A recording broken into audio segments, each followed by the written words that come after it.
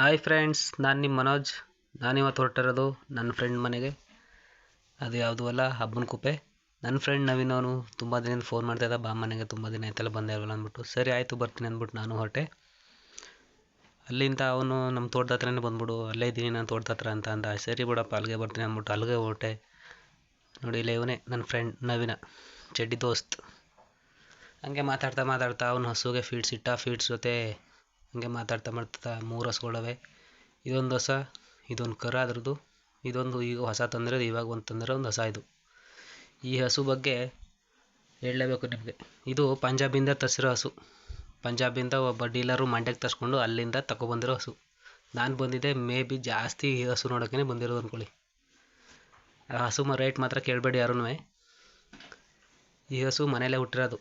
ಇದು ಎಷ್ಟು ಲೀಟ್ರ್ ಹಾಲು ಕೊಡ್ಬೋದು ಏನು, ಹಂಗೆ ಸುಮ್ಮನೆ ಒಂದು ಮನಸ್ಸಲ್ಲಿ ಒಂದು ನಂಬರ್ ಇಟ್ಕೊಂಡಿರಿ. ಲಾಸ್ಟಲ್ಲಿ ಹಾಲು ಕರೆದಾದ್ಮೇಲೆ ಎಷ್ಟು ಲೀಟ್ರ್ ಹಾಲು ಕೊಡ್ತು ಅಂತ ಹೇಳ್ತೀನಿ. ಇದು ಅವ್ನ ಟ್ರ್ಯಾಕ್ಟ್ರು, ಇದು ನೇಗ್ಲು, ಇದು ರೈತರಿಗೆ ಬೇಕಾಗಿರೋ ಮಾಮೂಲಿ ಪೈಪು, ಜೆಟ್ಟು, ಹಾಳು ಮೂಳು.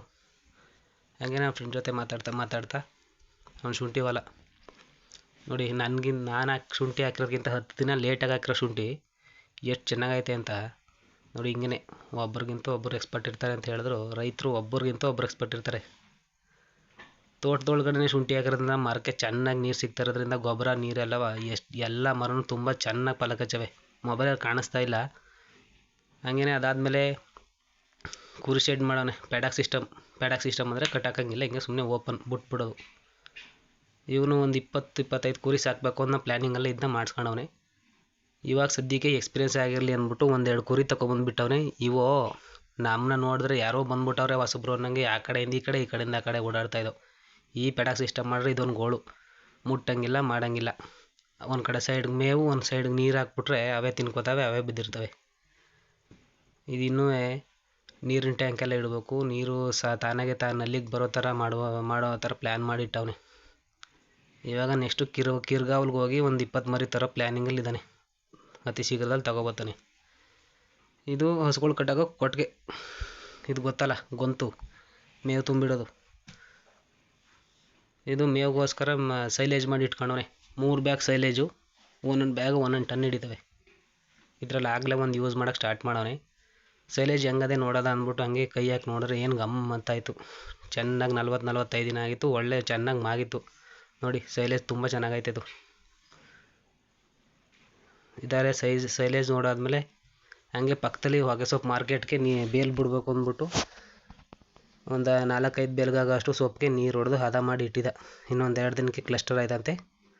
ಹೊಗೆ ಸೊಪ್ಪು ತಗೊಂಡೋಗಿ ಮಾರ್ಕೆಟಿಗೆ ಬಿಡ್ಬೇಕು, ಬೇಲ್ ಮಾಡ್ಕೊಂಡೋಗಿ. ಹೊಗೆ ಸೊಪ್ಪು ಸುದ್ದಿ ಏನು ಹೇಳಲ್ಲ ಬಿಡಿ, ರೇಟ್ ಕಮ್ಮಿಯಾಗಿ ಎಲ್ಲ ಲಾಸ್ ಆಗೋಗಿದೆ ರೈತರಿಗೆ. ಇದು ನೋಡಿ 4ನೇ ಸೊಪ್ಪಂತೆ. ಇನ್ನೂ 1000 kg ಹೊಗೆ ಸೊಪ್ಪು ಅದಂತೆ. ಇದು 4ನೇದು. ಇವನು ಯಾವಾಗ ಬಿಡ್ತಾನೋ. ಈಗ ಹಂಗೇ ಈ ಹಸುನ ನಾನು ಬಿಟ್ಟು ಇನ್ಯಾರು ಮುಟ್ಟೋಕ್ಕಾಗೋದೇ ಇಲ್ಲ ಅಂತ ಚಾಲೆಂಜ್ ಮಾಡ್ತಾಯಿದ್ದ. ಯಾಕೆಂದರೆ ಅವನ್ನ ಮಾತ್ರ ಮುಟ್ಟಿಸ್ಕೊತಾಯಿತ್ತು. ನನಗೂ ಚಾಲೆಂಜ್ ಮಾಡ್ದೆ, ಮುಟ್ಟಪ್ಪ ತೋರ್ಸಪ್ಪ ನೀನು ಅಂದ್ಬಿಟ್ಟು. ಹಂಗೆ ನೋಡೇ ಬಿಡೋದ, ಕೊಡಪ್ಪ ನಾನು ಮುಟ್ತೀನಿ ಅಂದ್ಬಿಟ್ಟು ಮುಟ್ಟೋಣ ಅಂತ ಹೋದರೆ ಮುಟ್ಟಿಸ್ಕೊತಾನೆಲ್ಲ. ಈಗ ನಮಗೊಂದು ಏನು ಗುದ್ದಕ್ಕೆ ಗೊತ್ತಾಯಿತು. ಆಮೇಲೆ ಒಂದು ಕೊನೆಗಿದ್ರೆ ಸವಾಸನೂ ಬೇಡ, ಯಾಕೆ ಬೇಕು ಅಂದ್ಬಿಟ್ಟು ಈ ಕಡೆ ಸೈಡ್ಗೆ ಬಂದುಬಿಟ್ಟೆ ನಾನು ನೋಡಿ.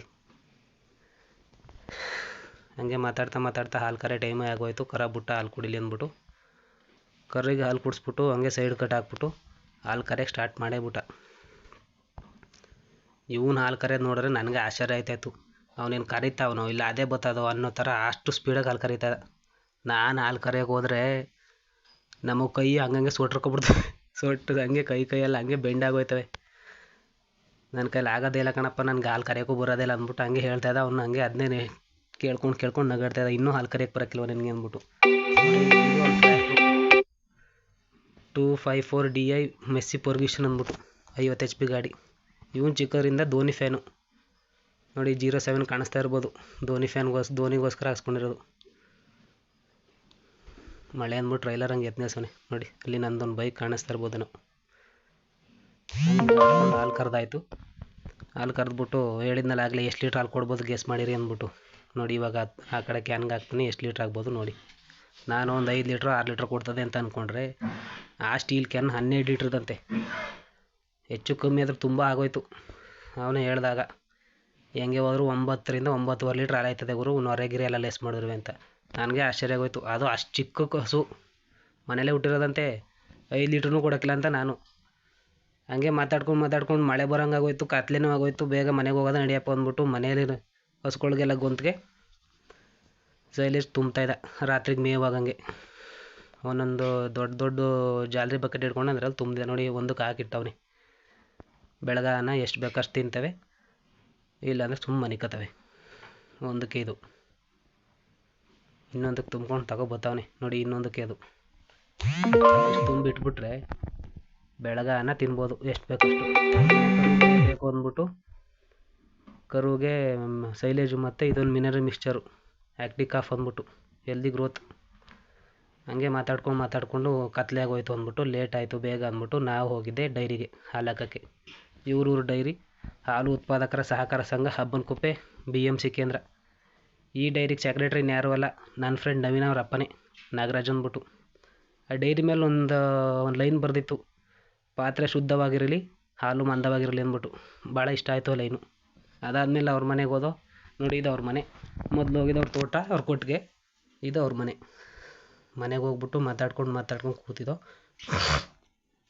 ಅಷ್ಟರಲ್ಲಿ ನಮ್ಮ ನವೀನ್ ಅವ್ರ ಅಮ್ಮ ಟೀ ತೊಗೊಂಡು ಕೊಟ್ಟರು.